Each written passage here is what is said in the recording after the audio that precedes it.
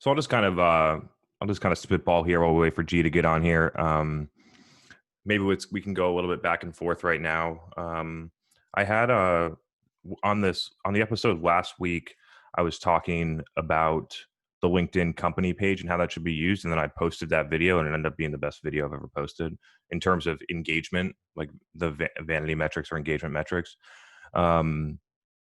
Which was really cool, really interesting.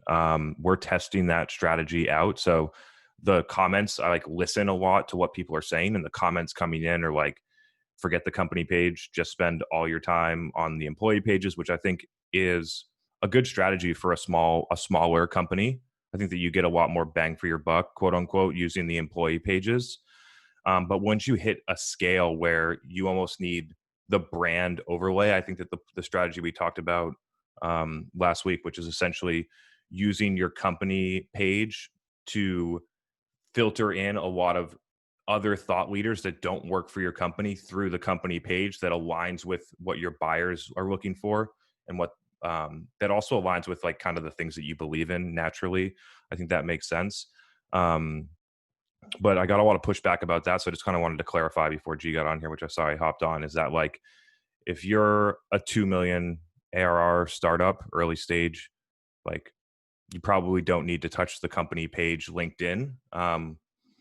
We do, like, we're relatively small from a revenue standpoint. We do it because we're trying to figure out the best way to do it for the companies that we work for.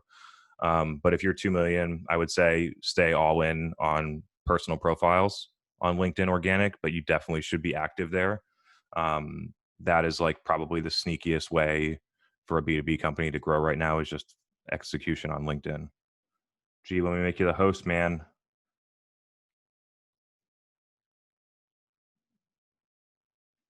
He's in. He's probably getting his stuff set up. Yo, what's up, Yeah, brother? man. Good to see you. What's going on? It's going well. Oh, shit. I muted you. My bad. You're back. Nah, it's cool. Thank you. Yeah. Yeah. It's good to see you. Good to see you, man. I got a couple of cool topics started. I know that you had something that we can walk through, and we kind of jammed on it for a minute over email, which I think will be really interesting for everyone. Not that it's directly relevant to maybe what everyone here is doing in B2B, but just the idea, the concept of how to think about it, I think will be really interesting. Mhm. And so I got a couple of places where you can jam. I posted out something about this week. I think it's a good place to start. Mainly just because, like, I don't think that there's a definitive way on how to do this, and so just be curious about how you would think about it, which is how, if you were trying to set out to measure the effectiveness of brand marketing, how would you go about measuring it? Ooh, okay. I And actually maybe did. I hate to interrupt you. I just want to kind of, for the audience, just clarify, like, the Sure. way that I think about between brand and other marketing, or brand and then demand, or brand and then lead gen, or sales activation, however you want to distinguish them, is basically like, in a brand execution, for me, the definition is you're doing something and not expecting a direct attributable ROI to that activity. You're going to, you expect an ROI, or you wouldn't be doing it, but you don't expect it to be direct and attributable and happen straight away. It's an, yeah. Yeah. I mean, and that just conquering that is so tough, because what do CFOs and people who control the money at big companies say? They want to see, well, what is the ROI? Like when the money's going in, what exactly is coming out? And it all has to be, quote unquote, trackable activities. So maybe I'll pass that question back to you before I dive in. It's like, how would you go about having that sort of conversation internally at a big company with the people who control the money? Yeah, I mean, I think it depends on how you define big. So, I mean, what, for the sake of big, we'll say over 100 million. And then we could go even bigger. It would be like a billion ARR or something, but over 100 million. The way that I would think about it is just measuring off of marketing source revenue against advertising CAC. Which is like, I'm not fully crystallized on how I would actually do this, but that's like kind of the place that I've gotten to. Or I guess I'm you have to look at it in revenue. Yeah. You just have to give it time to develop. Like revenue actually is the metric. It just like in the process of getting there, which would, if your sale, which is pretend you're selling a product, your sales cycle is 90 days. It's gonna take you for a meaningful impact of any marketing execution, minimum 90 days to see results, right? If your sales cycle is 90 days, you're not going to see revenue results on day 3. You start doing something, so you need to give it time to develop. The challenge that I think a lot of people face, and I have a lot of empathy for this, is that they say that it's a brand activity and it's going to take time to develop, but a lot of the times it just never develops. It never develops. You know what I mean? Wait, next month it's going to come. And then the train never came. Yeah, but would love to hear your thoughts. I was posting things. I was starting to look at sales cycle length as an interesting metric, trending patterns of sales cycle length based on new opportunity created. Mm-hmm. And so if you, the theory is, and I've seen it at a lot of companies that we implement our model with, is like when you market well, you drive more inbound flow as a contribution to overall revenue. And if you're marketing more effectively, then people have more brand affinity to you. They're coming in deeper in the buying process. They'll close faster on average, right? And then you'd probably filter out outliers just to be safe. But like, Yeah, that's one way. Branded search, yep. Either traffic or impressions or conversions off of that, I think makes sense as well. Yeah. Yep. Cool. So I'll share my screen and I'll build on that. There's some good stuff in there, Chris. I will build on some of the things you said. Basically, I did a presentation at a sales and marketing kickoff event for a tech company earlier in the year. They invited me out just to share some ideas and stuff. And there was a portion of the presentation that did talk about brand. So here's kind of what I showed the sales team. Now this was tough. This was tough, but this is the reality. This is especially true for people who sell to demand generation. Now, I'm not saying that this is true for everyone, and it depends on the kind of buyers that you're after. This may not be a one-size-fits-all truth, universal truth, but it is true for, I feel, the majority of B2B buyers. So never once has anyone successfully cold called me and sold anything. This is absolutely true. Never once has anyone successfully cold emailed me, meaning I have never heard of them before. I have never heard of their brand. I've never heard of them personally. Never once, out of all the true cold emails that I've gotten, has it ever led to me buying anything. Not once. Also is true for direct mail. Never once has anyone that I've never heard of before or been familiar with direct mailed me something which has led to a sale of a software product. Which is also true for cold LinkedIn DMs or in-mails. Never once has someone cold LinkedIn DM'd me, which has led to a sales conversation, which led to me buying something. Meaning I didn't know who they were, didn't know what their company was, didn't know what they were known for in the market, etc. And then never once, and Chris, I know you're big on this, never once has anyone successfully scanned my badge. Now, no one's getting their badge scanned this year, that's for sure. But even that kind of vulture-like approach when you're at a sales conference or a marketing conference and someone's like, hey, let me scan your badge as you're walking by just so I can get the credit for showing my boss that I actually did something, right? So with this in mind, well, damn, how do I buy shit then? How? Well, here's how it works. When a problem arises that is so painful that I can no longer ignore it, and the impact of that, it's not just the problem, but it's the impact of that problem and how much that problem radiates throughout my world of demand gen, meaning it impacts other stakeholders within the company. They're coming to me over and over again about this problem. Now this problem is radiating. And I start then to think about the brands who represent the solutions that are out there that I have interacted with before, that I am likely to trust, and who I am familiar with and who I know. Then I will go even further and see if there's a rep from that company who I'm a first degree connection with at LinkedIn. Now, this is hilarious. This actually happened a couple of times in the past where I would hit up a rep from a known company that I want to do some business with, potentially. And I will hit up that rep who I'm a first degree connection with, and I'll be like, hey, we're first degree connections, and I want to work with you because I have this problem that I know your software can solve. And so many times they said, oh, I'm not assigned to you in the CRM. I can't work with you.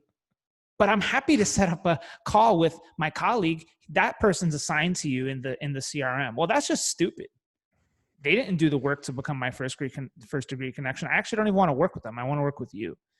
And I wanted to see actually if this company was willing to say, all right, that's a stupid rule. I should just work with you because you came to me. And they wouldn't do it. They're like, no, we have a policy. I'm like, all right, I'm not doing business with you. You guys, that is a sign that you're going to be too hard to work with. Goodbye. Interesting. So let me keep going. So then I go on LinkedIn and I look for who I know at that company, right? Because that means I choose. The buyer usually chooses who they want to work with, not you, me. After that, now I start talking about modern ways to drive brand awareness. So this is the stuff we were just talking about with Chris. And here's the way I kind of look at it. Top of funnel content marketing. That's actually a brand metric. It really is. So as you start building out your content strategy, your blog, your landing pages, et cetera, should be at least directionally aligned to certain parts of the buying cycle.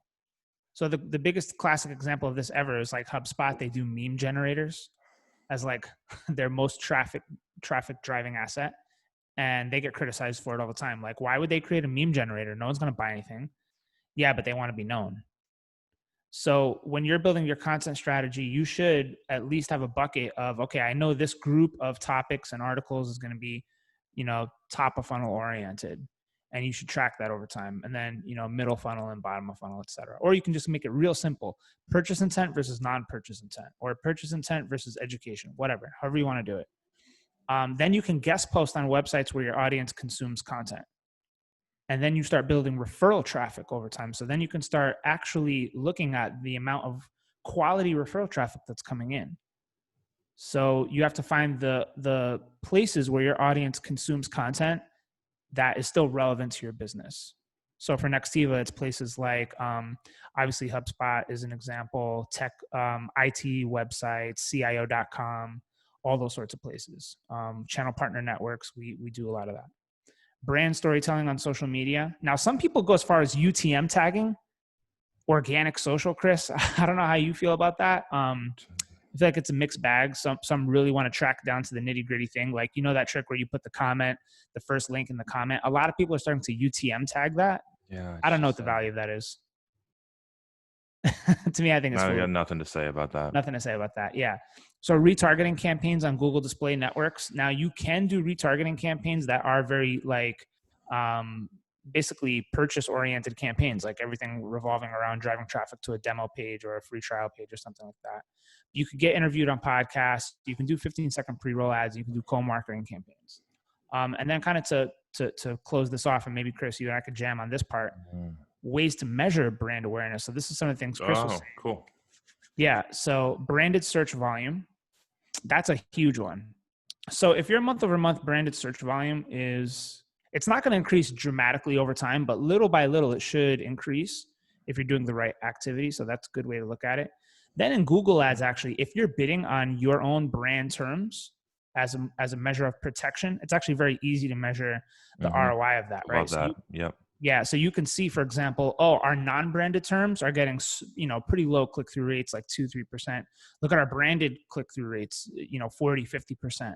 Conversion rates on our branded terms, 40-50%. It should be. Then you can look at the cost of your branded terms over time. So people searching for, say, like, let's say you're Pipedrive, a sales CRM company. The term Pipedrive CRM or CRM Pipedrive or Pipedrive CRM tool, over time, the cost of that is going to get more expensive if other competitors start bidding on it because they feel more threatened by you, because the activities that you're doing in your marketing is elevating your brand to another level, to where competitors know that basically the value of your brand is increasing. Therefore, it's getting more expensive because competitors want to bid on it because they know there's high buying intent on a term like Pipedrive CRM. Now, Chris and I, we've kind of gone back and forth on this a few times, but top of funnel content downloads, which means you would have to gate an asset, which then means it would be called a lead magnet. You know, I have some stories on that I can share later on. Email list growth. I believe that email list growth is a positive sign of brand that is increasing over time. This was the sales hacker method. Like when I was running marketing at Sales Hacker, this was one of the most important metrics we looked at: net new email list growth. This is an underlooked one, but YouTube subscribership growth, highly underrated. If people are subscribing to your YouTube channel over time and that's growing, that's really a brand metric more than anything else, right? That shows that you're creating content and producing media that people want to stay engaged with. Google Trends data, very underlooked tool. Search Google Trends, look at your brand versus competitors in the trend graph. That will tell you a lot. And then I already said this, but referral traffic growth. So, Chris, maybe we could jam on this for a bit. Yeah, if you go, you don't have to go back, but I'm just like thinking back a couple slides that you had where it was like the first step is you recognizing that you have a problem that you need to solve. Yeah. And it's really interesting because when I think about marketing, I think about not waiting for someone to determine that they have a problem. I like going out and getting them and treating it like an opportunity. And so it's just like the proactive versus reactive in a buyer scenario. Because I think that you can stimulate a lot of like, I'm sure that if you subconsciously like reverse engineer what you're doing, a lot of times you become aware of an opportunity, not recognize that you have a problem. And I think a lot of people should focus more of their effort in their marketing about making people aware of new opportunities that they may not know about. So that's an interesting one. And there's kind of two schools of thought on it. One school of thought is, I have a problem. I know I have a problem. That's just a fact. I know I have a problem. I know that the impact of that problem is really big, or at least growing, and I need to go find a solution. That's one side of the coin. Now, what happens now? That's like a very, very small percentage of the time. What happens? Very small percentage of the time. What happens with the majority of the time? Well, the majority of the time is there's some rep trying to convince me that I have a problem that I don't really have. They're trying to convince me. Mm-hmm. They're trying to say, oh, you are foolish for not taking this demo because I could be opening up your mind to new opportunities that you don't know exist. Well, bullshit. Because I don't have a problem there. And I know you're just kind of trying to suck me into some manipulative rabbit hole conversation that I don't need to be on. So, so, you know, that's the big kind of divide. For sure. The majority of sales people out there think that if I could just get him in a meeting, I can convince him that he has a problem, mm-hmm. which my solution can therefore solve. The problem is that most companies are doing that through their sales engine, and that piece of the puzzle works way better when executed through a marketing engine. And so you just need to be in a place where people are open to learning, which is typically a low pressure non-sales situation. Which I think is really interesting. And you know, that reminds me also, Chris, of the thing you talk about a lot, which is I would rather have extremely high account executive conversion rates rather than having to work really hard to essentially manipulate, if you want to call it that, convince, whatever you want to say, that they should have a demo when it's not warranted. And then that salesperson has to work really hard to maybe convince this person that, yes, this is worth pursuing, rather than it being the other way around, where you, the marketing team, or you, the demand gen marketer, has influenced that sale 80% of the way. You've done the job with education. Yeah, you've pulled them all the way in, and now the last part of it is just going through, you know, the feature to needs assessment / alignment process. Even that should be mostly decided, but, you know, there may be some questions, and then, you know, essentially just getting that quote out and working that deal. Mm-hmm. I know I'm oversimplifying helping buyers buy. Yeah. That's it. Cool. Well, that was I like the presentation. Thanks for that. I didn't have a screen share plan, so we got there. I got an interesting comment on LinkedIn. I just think it's an interesting topic for people to understand, which is just breaking down, both breaking down and then weighing the pros and cons versus ROAS, return on ad spend, versus CAC, customer acquisition cost. Because I see people kind of using them not interchangeably, but in the same fashion. And I don't know if you have anything that you'd like to add on that, but I wanted to cover a couple things because yeah, go ahead. Sorry, I was responding to a comment from Max in the chat, and I so ROAS versus CAC. Oh, return on ad spend versus CAC. Shit, dude. What exactly should I say about it? Because I mean, so I'll set the stage because I kind of have this came in through a comment and it was interesting, which is like, it was essentially somebody bragging about their ROAS on LinkedIn ads after I said that you shouldn't be running LinkedIn ads if you have a product less than 20K ACV because the math in most cases doesn't work to a 12-month CAC payback. But he came in and he was like, I got 14x ROAS on my LinkedIn ads. The problem, and I'll define ROAS so everyone knows, but the problem with using ROAS in that situation is that it includes an assumption on the customer's lifetime that is artificial. And so you could just pretend that your customer lifetime is 100 years and artificially inflate your ROAS. Oh yeah. And so that's probably what happened. So I'll break it down for people. So return on ad spend is typically a function used in a one-time sale B2C product where you're doing something and you're getting a conversion out and you put in $300 and you got out 1,000. Your return on ad spend was 3.3 or something close to that. You got a 3.3x return on your investment in ads in revenue return. Customer acquisition cost is how if you put in $300 and you got one customer worth $1,000, then your customer acquisition cost was 300, the amount of ad spend. So customer acquisition cost 300, ROAS 3.3x. And then so when you actually like compare them, customer acquisition cost is a more clean metric because there are no assumptions in it.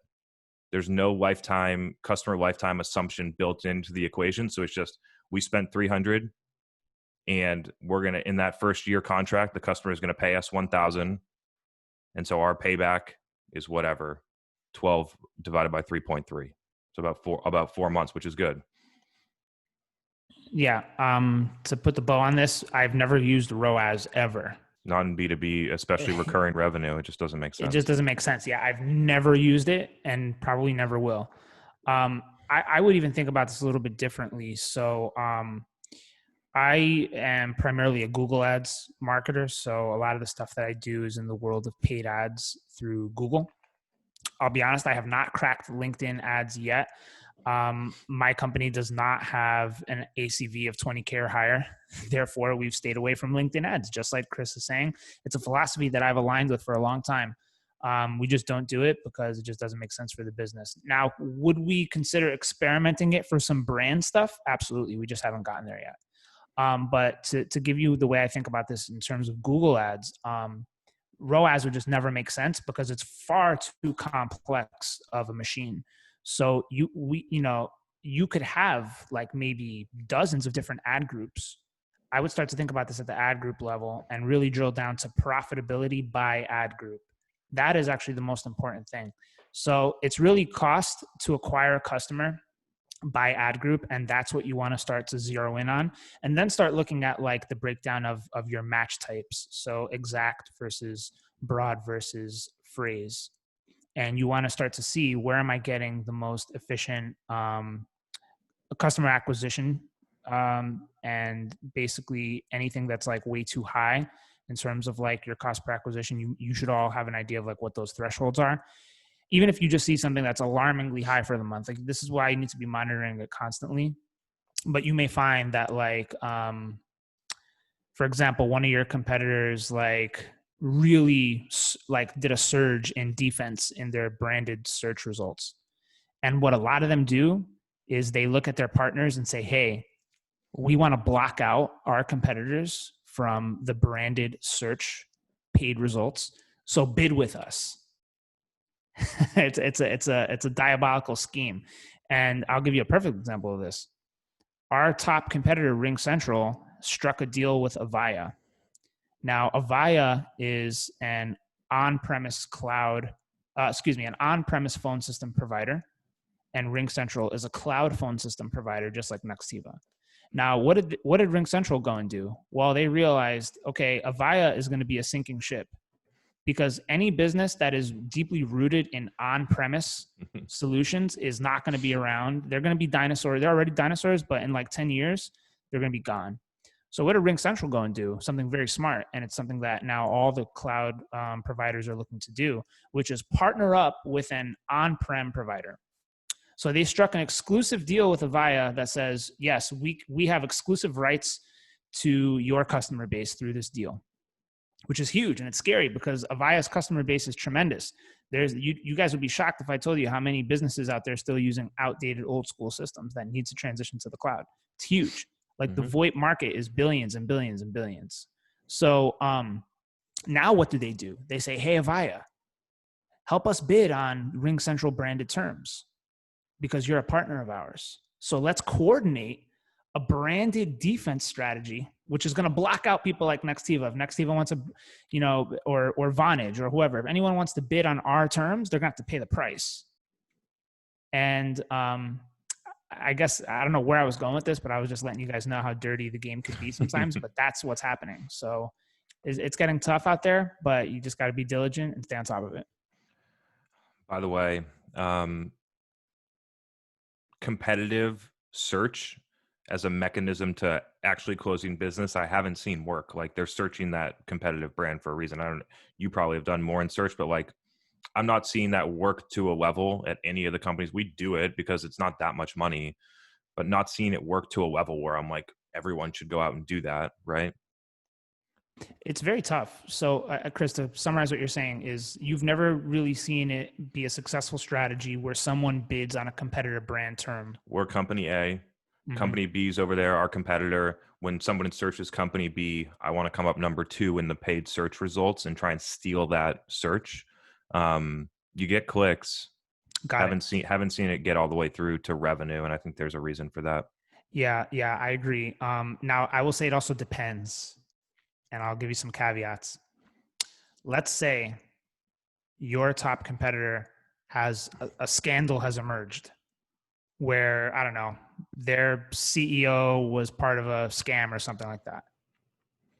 Now is the time to go in, because the customers are going to be pissed and looking to leave. Or if the CEO of said company makes a statement about the Black Lives Matter movement that doesn't sit well with the community, they make a bad statement, that's going to be the time to bid. Or even better, there's a huge outage.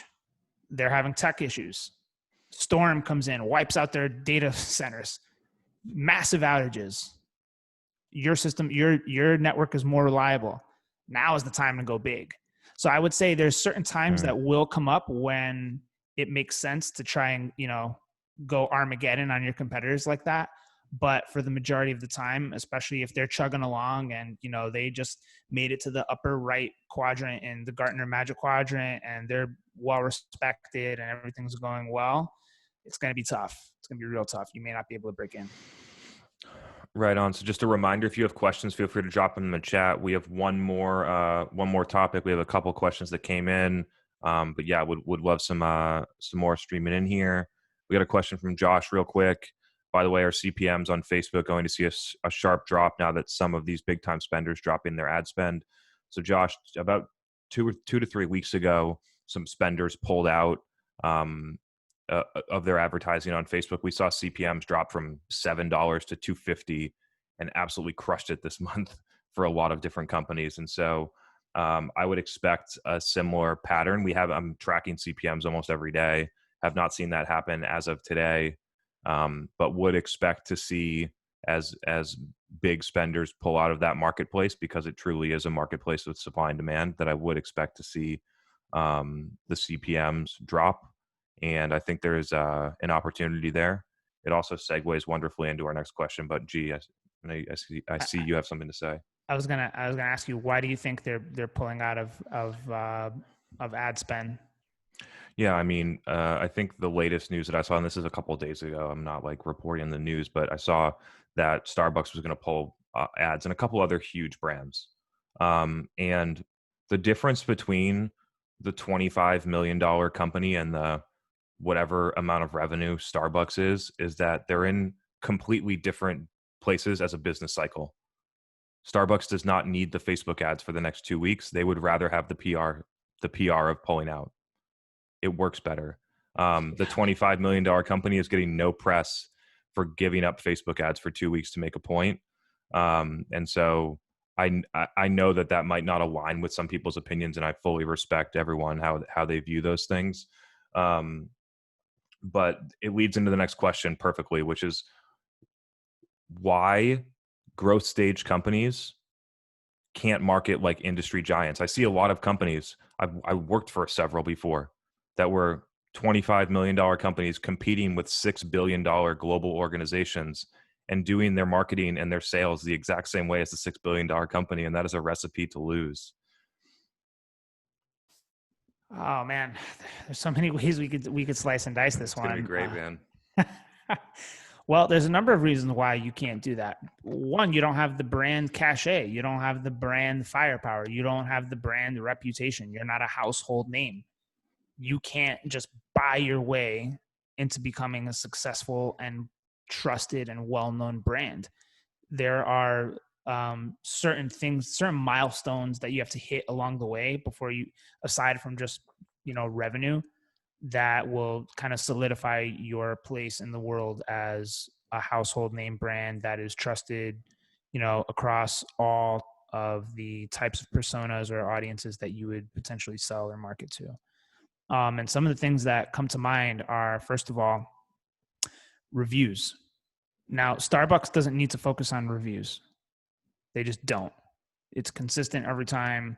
They've already done they've already gotten way past that point. But, it may be interesting to think about it. Like, at one point, was Starbucks saying, yeah, we need to drive Yelp reviews? Probably not. I don't know. But franchisees, probably local franchise. Yeah, exactly. So that's one core difference that comes out, because we all know that, if you're not in B2C, that reviews are everything. It wouldn't even make sense to think about advertising like Starbucks if you're a $25 million SaaS company, because just the nature of the businesses are different. Like, you're better off just not spending on big, YouTube pre-roll ads like Wix.com or Grammarly or. Yeah, but imagine Salesforce versus Pipedrive 4 years ago. You know what I mean? That's I imagine that a lot of people that are listening to this are at companies that are more SMB mid-market, right? And if you audit their marketing mix and their go-to-market strategy, it usually reflects their biggest competitor or the biggest people in the space, when that competitor is a $40 billion organization and you're not. And so I don't think that you can take the same approach. I think there's a lot of upside in being agile and going in different directions. I love the idea of not showing up at any of the trade shows that everyone else goes to. And while they take $250,000 to $500,000 and put it in the trash, you're marketing all day in places where they don't even know exist. They have no attention put on those. And that's where you start to, like, I have tons of marketing agencies that quote unquote compete with me. Nobody knows another CEO's name or a brand of a marketing agency. They're viewed as a commodity. And so you come in and then you're top of mind by, like, just executing for a year against people that have established businesses that have been here for 10 years. And there's just ways, I think, to just flat out be smarter. Absolutely. And by the way, Pipedrive versus Salesforce 4 years ago, that was me. I know, that's why I asked. I was there. So we didn't do big ads. Actually, where we won was long tail SEO. You think Salesforce is thinking about long tail SEO? Hell no. Right? They're doing big articles. They're going after the giant keywords. They're going after what is CRM. They're going after CRM integrations. That's what they're going after. Meanwhile, Pipedrive was going after, like, what are the best CRM features for B2B sales leaders, or, all those kinds of things. We went very specific. And as Max said, Max is a Salesforce employee, by the way. What's up, brother? There he is. Yeah. Yeah, right. So there is this concept called jobs to be done that we did at Pipedrive, which helped us kind of solidify our messaging. And the messaging play after interviewing like dozens of customers. Now this is all qualitative. The goal here was not quantitative. We weren't looking for volume. We were looking for depth of quality. So the play that came out of that was we realized people hire your software to do a job. What job are people hiring your software to do? There's a job that they want that software to accomplish. And what we realized in doing the Pipedrive research was the main reason why customers were coming to Pipedrive, aside from the fact that it was easy to use and quick to figure out and beautiful, clean interface and lightweight, was that it helped them keep their pipelines organized. Organization was the recurring theme. Like every person we talked to, it was like, yeah, oh man, spreadsheets and email, and I'm taking little notes here, and like, I'm on the go a lot. I need a good mobile app, and just over and over again, it was organized. I can stay organized. Like, things won't slip through the crack. I won't miss anything. So then the deal rotting alert feature was born out of that, and so many things came from it. But essentially, the core reason we learned why people wanted to buy Pipedrive was because it helped them keep their deals organized, pipeline organized. So we did campaigns around that. So a lot of organic work comes to mind when you're talking about how do I go up against the big guys? If I'm the small guy, and let's talk about domain authority for a second too. If for all you guys who don't know, there's a metric that is allegedly not used by Google, but I think it is a good proxy. It's a 0 to 100 scale called domain authority, 100 being the best, 0 being the worst. And if you are a 90 or above, which Salesforce is, this means you are essentially unstoppable. You can create content on any article you want, and you'll be number one automatically. Congratulations. Then you have the Pipedrives of the world, which are in the 50 to 60 range, which means you do not have that luxury. Now I'll also say this, even to get to a 50 to 60 is really hard. Yeah. Extremely hard. Like, I'll put it to you guys this way. My personal blog, which I barely pay attention to and I post on it sometimes, is like a 35. Yeah, I was going to say 30 is like something with like almost minimal effort. Yeah, like with pretty minimal effort. I wouldn't say minimal, but like below average effort, you can get to a 35 pretty easily.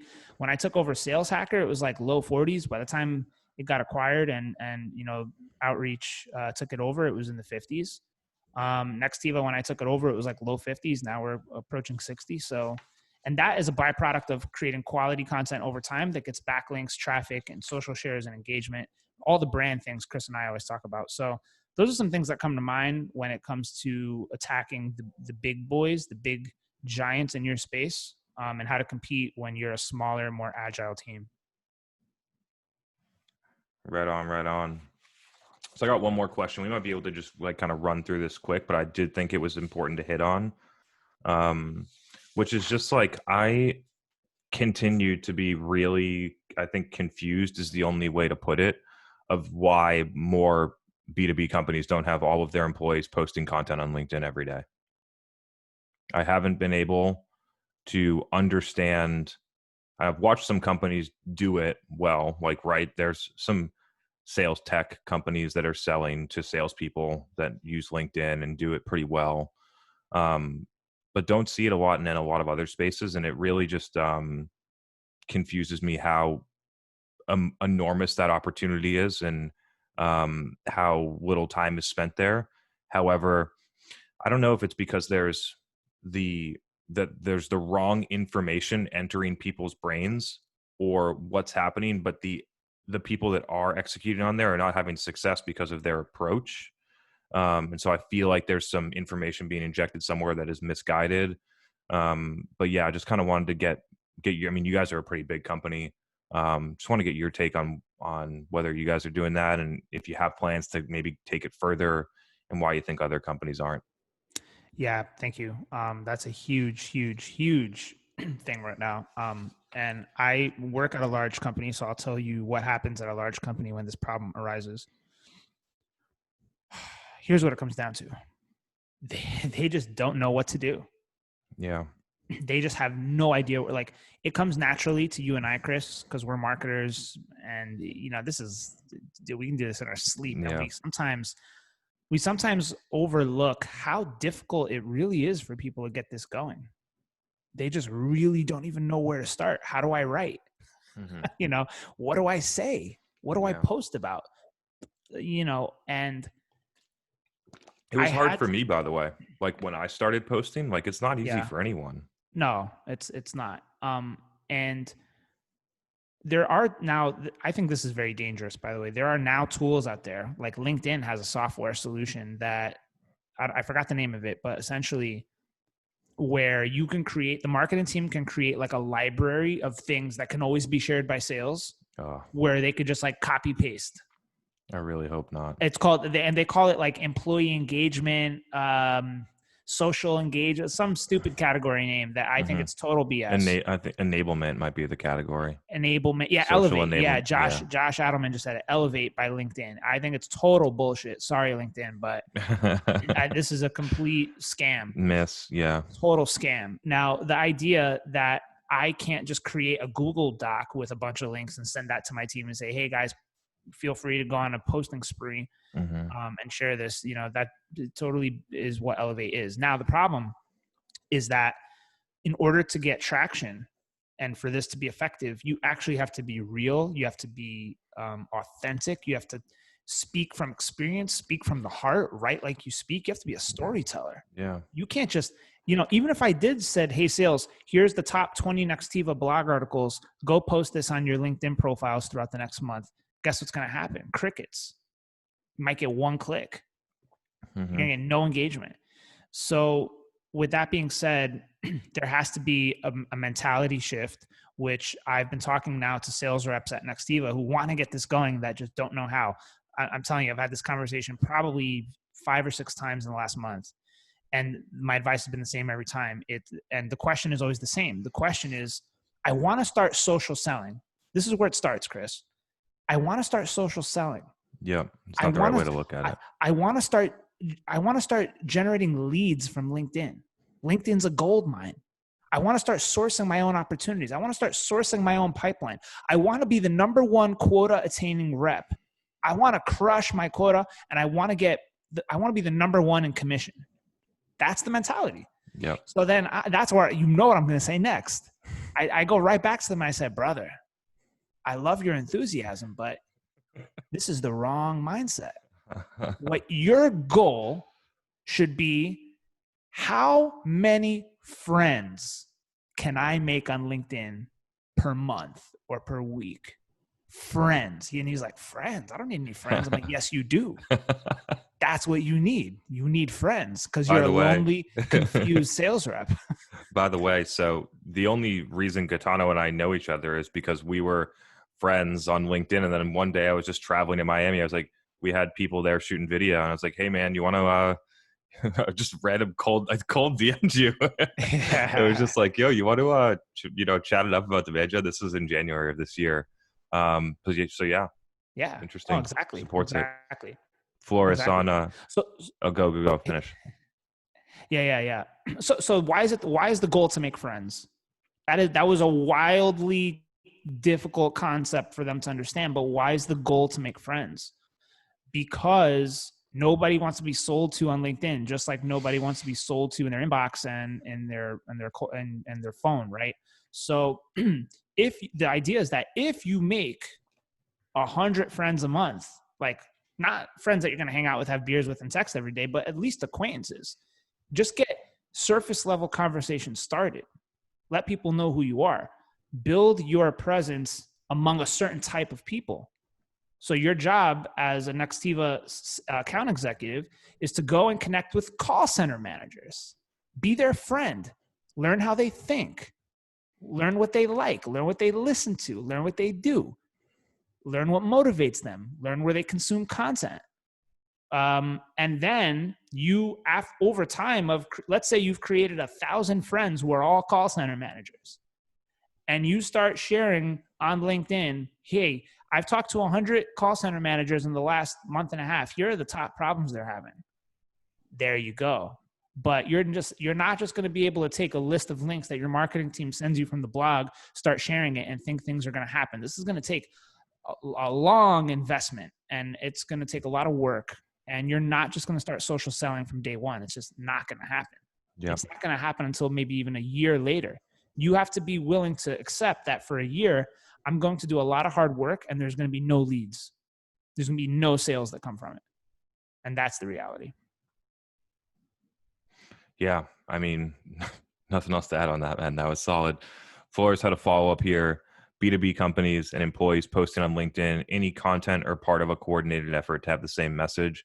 I have almost the opposite stance on this one, which is that we need to empower the people to be able to do it on their own, as opposed to having I don't like the idea of coordinating this. It should be authentic and real and whatever. In order to actually post something, you have to and for me at least, I have a million ideas I could write about every day, and I have a million videos that I could post. But for whatever reason, when I wake up that morning, there's one that I want to talk about. And so the idea of forcing someone to talk about a certain topic that aligns with the corporate message, I think is just something that I wouldn't do. I'm trying to grasp what it's about. So basically you're saying that the company has an angle that they want to push. Yeah. A quote unquote corporate message. Here's our message. And how do you use or do ABM or use intent data or whatever. I mean, those are some ideas. Man, that's so tough, because unfortunately a lot of the things that people sell are not interesting. So, for example, ABM, it's not that interesting, at least not anymore. It was maybe at one point, but now it's just everyone knows what it's about. It's been hammered to death. Look at cloud phone systems. That's not exciting. Look at CRM. That's not exciting. I don't know really what, even marketing automation, not exciting. I don't know what you can talk about that's even a fluffy corporate message. I don't know, Marketo once did be a marketing rock star or something like that. Mm-hmm. For I don't know, some cheesy shit like that. I don't know how you do that. I think I agree with you, Chris. Just don't listen to what your company says. They may have some politically charged corporate agenda. Let them do that. Let the people who do that. But when it comes to your LinkedIn strategy, just be you. I wouldn't attach yourself to any sponsored message. If people like what you're talking about, it's going to create awareness about what you do anyway. Right? I was down in Miami. I don't know if I've told this story before, but there was a lawyer that she asked a question, and she was basically I've been posting content on law for the past year on LinkedIn. It hasn't been working. However, I go on Twitch and I play and people watch me, and then people come inbound to ask me to be their lawyer because they saw me playing Twitch. Right. And so it's just you don't have to talk about exactly what you do in order for it to happen. You just need to say things that are interesting to the people that might want to buy from you, because it creates awareness about what you do. People are smart. They can make the connection between the human and what you do as a professional. Dude, the best example of this maybe ever is what I'm about to share with the group. So I don't know if anyone's noticed, but I'm a musician, and I play the guitar, I play piano, I make beats, I rap, sing, produce songs, all this kind of stuff. And I said, you know what? I'm getting tired of Chris, I love you, man, but there's only so much. You're hammered. I'm getting hammered, dude. ACV, LTV, CAC, ROAS. There's only so much I can take. My brain is you're torching it. So, right. And now I keep it light on the weekends. I get a little lighter text post, you take a day off, little bit. But you're a content beast, right? And you're doing the right thing. Now you multiply that times how many people I'm connected with and how many other people are talking about business content. So over time, years and years and years of absorbing this on LinkedIn, you just really deeply crave something different. like something wildly different. So I said, you know what, fuck it, man. Music Mondays. I'm going to start a new LinkedIn post series where every Monday I'm going to post a song of me playing something just to see what happens. And the engagement on that has been like higher than my actual business content. People have been like, holy shit, dude, like this is awesome. Like this is an awesome break in, you know, pattern. Like, so that's another thing too, that is a lesson for salespeople, like pattern disruption. Mm-hmm. The concept of pattern disruption. Now I think about this too. Like, why did the videos of me playing songs on LinkedIn get so much engagement? And why, like I try to analyze why. And then I think about like my Instagram where there's a lot of musicians and music fans, and I post there and it's not as much. Well, it's saturation. Love this concept. So much saturation on Instagram with musicians, and no one's on LinkedIn posting music content. And also it shows another side to me, right? It shows, oh shit, I didn't know you could do that. So it's kind of like this fascinating side thing. Like if Chris one day said, oh, you guys probably don't know this about me, but I can slam dunk a basketball like as good as LeBron James. And then there's a video of you just like doing a dunk. that shit would go viral. I'd be like, oh damn, that was crazy, right? So showing the personal side of you on LinkedIn can be a very valuable strategy. And it's going against the grain. It's the I would to close off on this point, think of the most anti thing you could do. The most the opposite, business. Thing. Like there's an episode of Seinfeld called, it's called The Summer of George, where George does the opposite, I think. He does the opposite of everything he's supposed to do. And when he does the opposite of everything he was supposed to do, it always ends out in a golden outcome. So think of that. Do the opposite of what everyone else thinks you should do. Yeah, I mean, I don't necessarily practice this, but I see it, which is that in 2013 or whatever, when LinkedIn they didn't start in 2013, but like everyone's been using it since 2007. It introduced content around like the 2013 timeframe, and it's kind of moved from there. It is no longer a business platform only. It's just a content platform.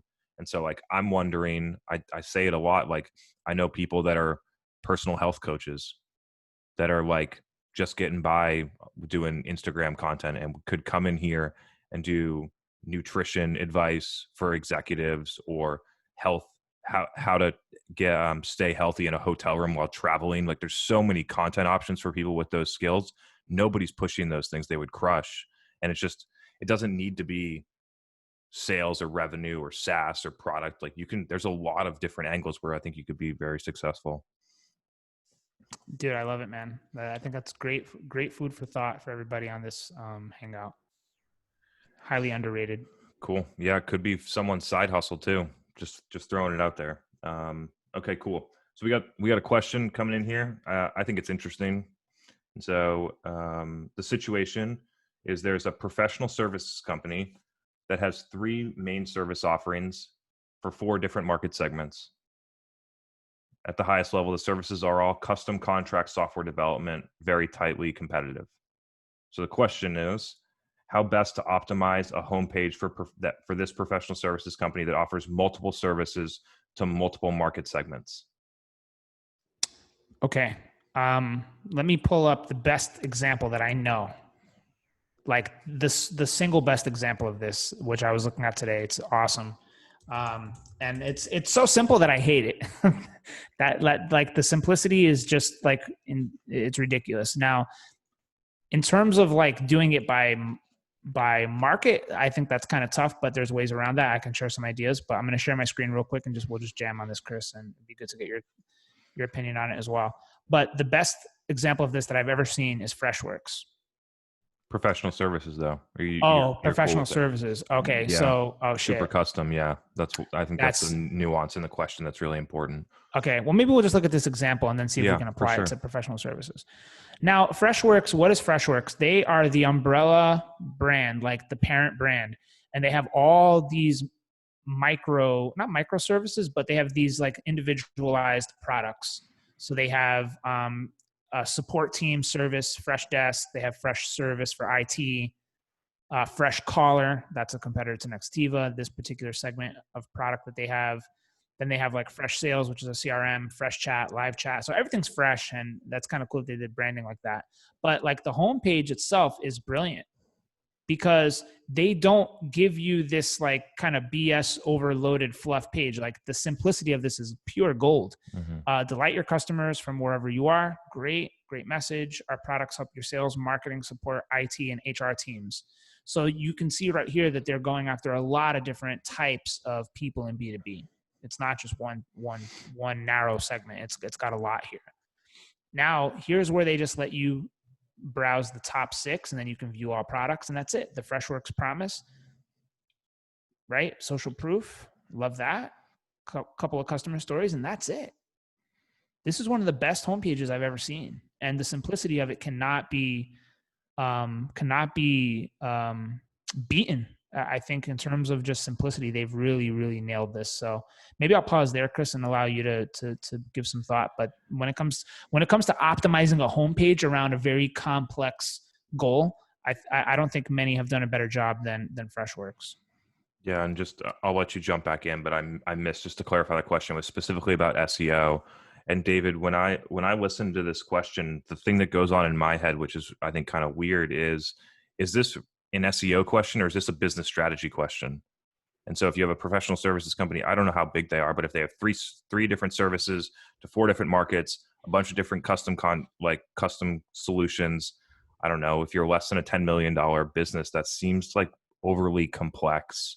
And so I would consider thinking about the business strategy and simplifying the offering to the core thing that you're good at, most differentiated, that customers find the most value. That would be one consideration. The second thing that I think is interesting for professional services company is that I would not spend any time on SEO. 100% organic LinkedIn for professional services content on that channel. I've never done anything except for make sure that the metadata in search shows up well for my website. I've done nothing in search and grown super fast because it's just like, if you're in search for that type of thing, you're being viewed as a commodity. You really are. Yeah, I mean, I think I would agree with that as well. With inbound, if you're a professional services company, I think SEO can be great for brand and for building backlinks and for creating awareness around what it is that you do, what you offer, what you stand for. You can definitely create a lot of organic traffic that can grow your email list. But in terms of sales and real meaningful opportunities for the business, I would go all out on LinkedIn, kind of like what Chris is doing. I would actually copy Chris's entire content strategy because Chris, I mean, I don't know what the numbers are for Refined Labs, but I can probably guarantee you're not doing cold calling and cold sequences, outreach and outbound with mix max and automation. You're probably getting it like 80 to 90% inbound through LinkedIn, if I had to guess. It's 100% inbound. In the history of the company, 0 cold calls, 0 outbound emails. We spent $400 on a test for YouTube pre-roll ads, and that's the only advertising spend we've ever had, and have grown considerably. And I'm like on a mission to show people that you could build a substantial company without ever doing any of those things. People that would hear me say that would think it's ridiculous. A lot of executives would think that's ridiculous, especially to the revenue value we've gotten so far. But I'm here to prove people that there's just a different way to do it than hiring 10 sales reps when you're 500K in revenue and trying to brute force your way into building a company. Right on, brother. Good stuff. Yeah, I mean, you're a rare 1%er. And then I would totally, like anyone that's in professional services, whether you own it or whether you're working on it, I tell this people all the time, just literally just take the things that I'm doing and then just repackage them for whoever you're trying to communicate with. Don't say the same things that I'm saying, but look at the things that I do and then try and say, okay, how could I reframe that for my audience? That's basically what I've done.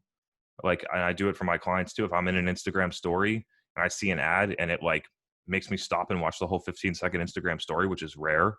It's like, what was in that? And I don't care if they're trying to sell me a Volvo. If the ad got my attention for those 15 seconds, I'm going to try and take that insight and then try and figure out how to use it for the companies that I work with or my own company. There's a lot of different, if you find yourself listening to podcasts, try and figure out how you discovered them or how you got into it. And then that's, if you have a podcast, you can start to reverse engineer how you get people into yours. So yeah. No, exactly. Right on. Oh, to close off on the website homepage thing, one strategy that I kind of like in terms of like when you have by industry, by use case, you can use the solutions drop down menu such as this one. SAP Litmus has a nice example of this, where you could basically segment traffic by industry. So the example that came up with if you're a managed service provider that has a lot of different industries that you cater to, this might be a good option, is segmenting your traffic through a homepage drop down by the industries that you serve. And then if you have specific use cases, like whether it's like, I don't know, say implementing cloud phone systems for on-premise companies, you can have like VoIP or, whatever it is that you offer by use case. That might be an interesting way to go. But just wanted to share that example as an actionable tip on something that you could try. Right on.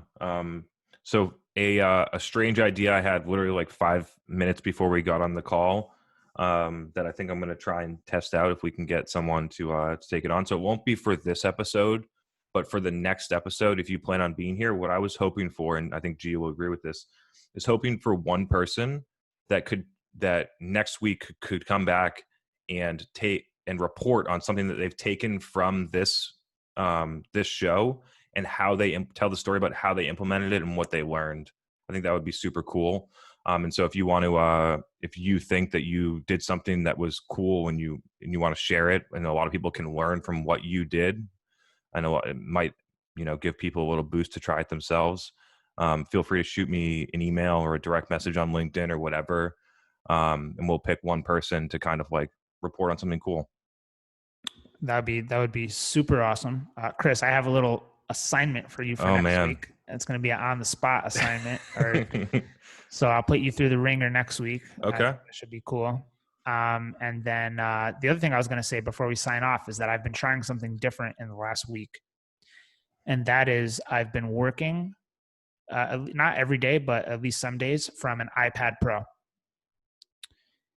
And what I've learned by working off an iPad Pro is that it actually forces you to delegate more, because there's less things that you can do on it, like download Excel spreadsheets, for example. So me, as a manager who likes to really get nitty gritty, get my hands dirty, I manage 6 people, soon to be 7. Working off that iPad was quite refreshing. The iPad Pro with the keyboard attachment, because I can't type on that slow ass typeboard. But just wanted to throw that out there, that I've been trying it, and it's been a really interesting experience for me. And when I travel now, I'm 100% going iPad all the way, because it's so much lighter weight and the battery lasts forever. Like there's like 8, 9, 10 hours of battery life on that thing. So just wanted to put that out there. Nice, man. Haven't tried the iPad. I actually don't own one, but maybe I'll think about it now. For traveling, it's pretty nice. Like I took it to the park because I had to get out of my apartment and I needed to be away from people. Yeah. Like that's the one thing that's killing me right now. Like I actually need to just get out and do stuff, because like the isolation's becoming tough to bear. Yeah. But so I just took my iPad to the park, sat on a park bench, and just worked, and it was phenomenal. So yeah. Well, I don't know about everyone else, but for me, I'm going to take Friday off, which is going to be awesome. Hope everyone has a great 4th of July, a great and safe holiday. I'm sure that people are out doing a bunch of awesome, fun stuff, hopefully. I'm not sure if they're going to shoot off fireworks in my kind of area. I'm not sure how that is going to work. I haven't really checked it out, but anyway, hope you all are able to take some time for yourselves this weekend. Enjoy it. We'll be back here on Tuesday. Please, please, please, if you want to share that story with us next week, shoot me a LinkedIn DM. Would love to kind of give you a platform to share that with other people. And pass it over to you, G, to close out.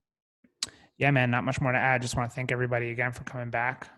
It's always a pleasure. I'm looking forward to hearing that story from whoever wants to share it next week. Yeah. Even multiple stories. I think that'd be awesome. Yeah. If we get more than one, I'm happy to do more. Yeah, for sure. Again, I'm taking Friday off as well. I hope you guys all do too. Have a great and enjoyable and safe 4th of July weekend. And we'll catch you back here next week. Awesome. Have a great night, everyone.